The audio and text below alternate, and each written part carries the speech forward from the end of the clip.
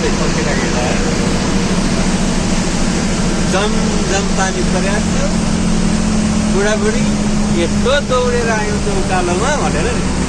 पछाडि गरेर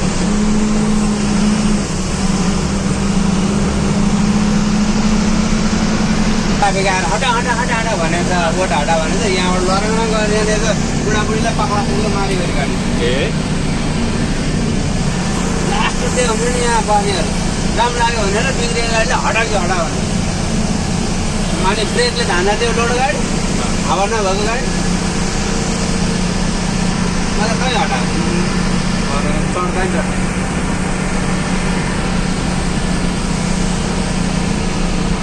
अस्ति त्यो तान्ने मेसिन पनि चढाइदियो कि क्या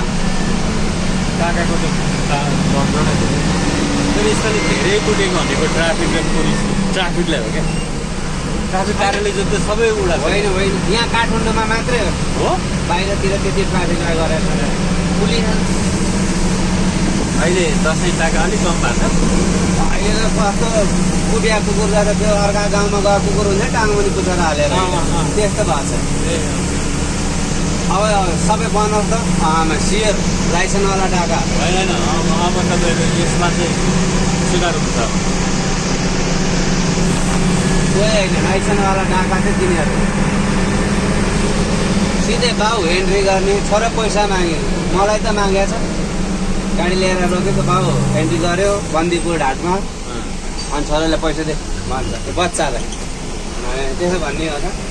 सिकाउने हो त बच्चालाई के गर्नु यो बाटोमा हिँडेको कुरा कति दुःख दिएको छ दिएको छैन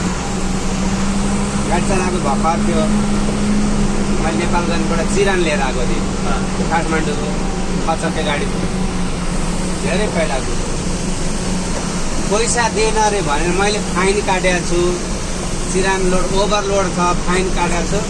लाइसेन्स लिए भन्यो लाइसेन्स यो लाइसेन्स डुप्लिकेट हो भन्छ के बाजेर चुप लाग्यो बच्चालाई कसले दिन्छ लाइसेन्स भन्छ राति 11 बजे थियो मलाई नि धेरै बेर रोकिसकेपछि लास्ट रिस उठ्यो अनि सर यो लाइसेन्स के मैले घरबाट छापेर लिएर आएको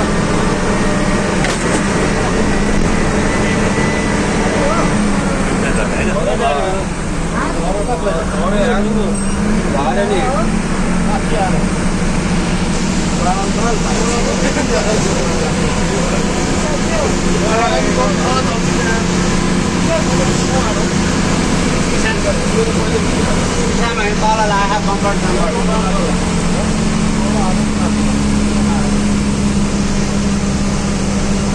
यहीँदेखि